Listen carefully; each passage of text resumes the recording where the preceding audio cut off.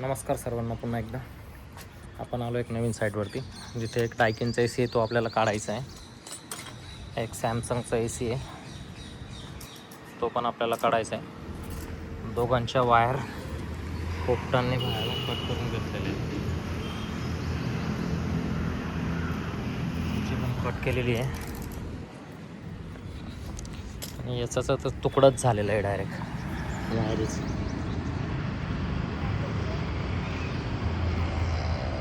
Wire खाली मोठी आहे.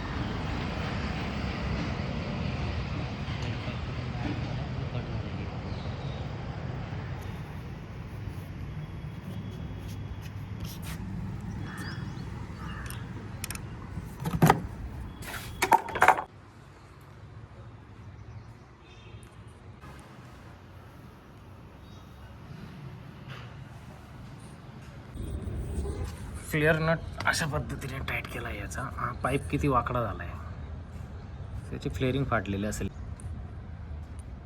क्वार्टरचा पण सेम आहे, कसा वाकडा झाला आहे तो पाईप.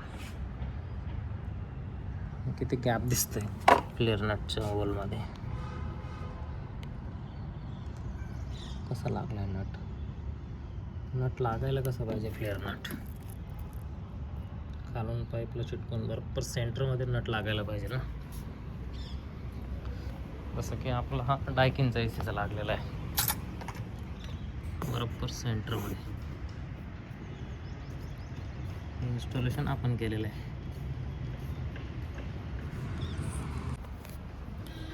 टेफ्लॉन टेप लावत नाही ना इंडोर युनिटमध्ये ना आउटडोर युनिटमध्ये. विदाऊट टेफ्लॉन टेपच आपण फ्लेअर नट लावतो. तर हे बघा मित्रांनो, या मशीनने ना किती गंजलेला नट असेल तर हार्डली 10-15 सेकंदात पूर्ण नट निघून जातो. आता हे मशीन डिसमेंटल करायचं आहे, बघा किती वेळ लागतो तर करायला.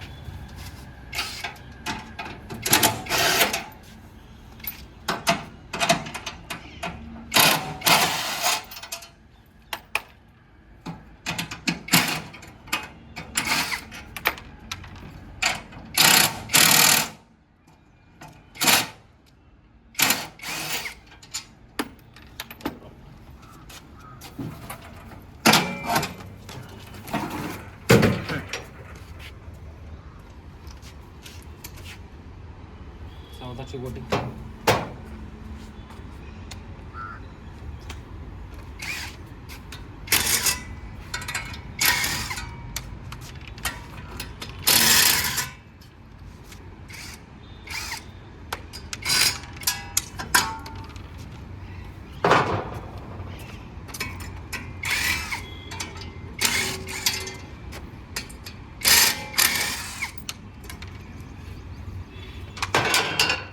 एक मिनिटाच्या आत AC काढून झाला आहे. सीझनमध्ये जेवायला वेळ मिळत नाही तर का आपण स्पॅनरने नट खोलण्यात वेळ वाया घालायचा. मशीन वापरायचं. तर ते मशीन घ्यायचं सॅमसंग.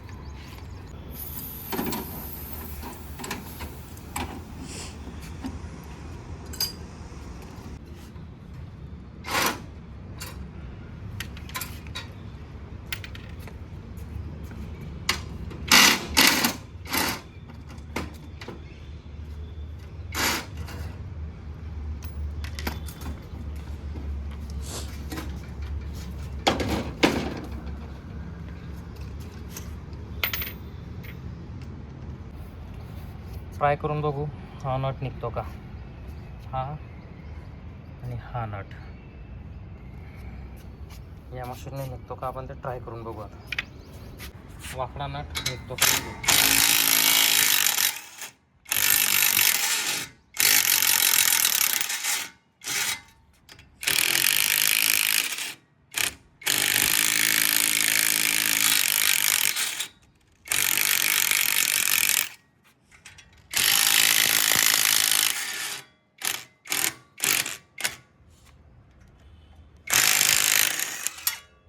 एक तुटून गेला डायरेक्ट.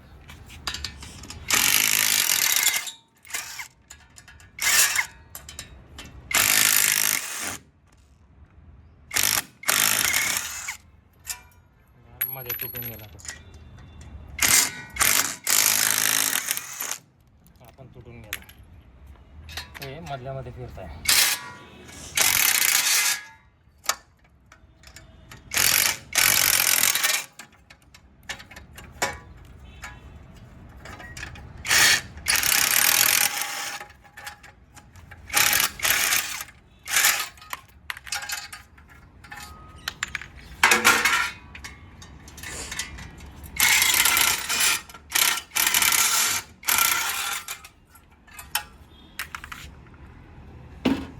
टूल्स चांगले असतील तर काम 100% फास्ट पण होणार आणि चांगलं पण होणार.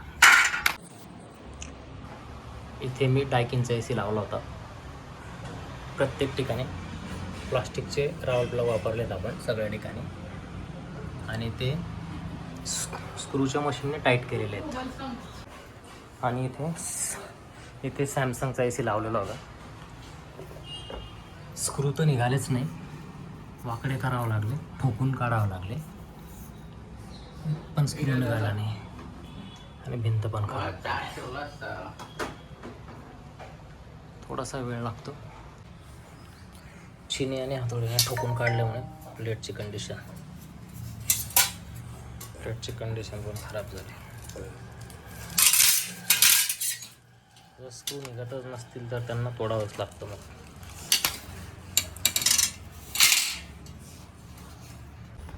दोघं AC काढून घेतले आहेत. आउटडोर इंडोर स्टँड वगैरे सगळं खाली नेलेलं आहे.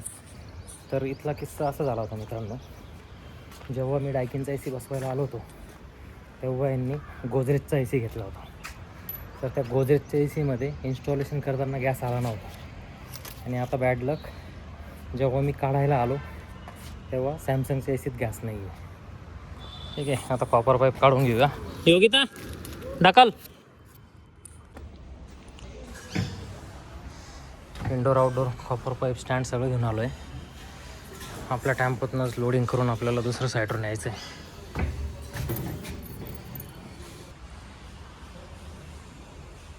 आउटडोर ठेवायला जागा करूया आता. लोड झाली गाडी आपली.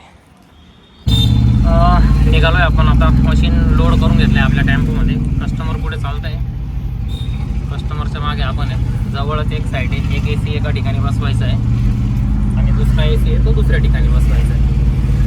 तर बघूया आता कामाचं साईडवर जाऊन तिथे बसवायचं. ती साईड तर काय आपण बघितलेलं नाही आहे, तर तिथे काय लागतं काय नाही बघू. चला तर भेटू साईडवर. जो AC आपल्याला बसवायचा आहे सॅमसंगचा AC आपण उतरवून घेतलेला आहे. इथे हा बेडरूम आहे आतमध्ये. त्याचा आउटडोर युनिट आपल्याला इथे बसवायचे खाली हात पुरेल अशा जागेवरती. इथे लागणार इंडोर युनिट वरती, तिथून कोर कट करायचं आहे. Screw fitting only machine.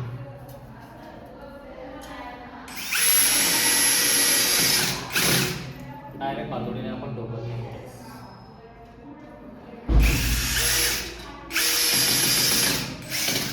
Finally AC installation done झालेलं आहे. कस्टमर रेंटने राहतात आणि बिल्डिंग जुनी आहे, त्याच्यामुळे आपण अशा पद्धतीने कॉपर पायपिंग केलेलं आहे इथे.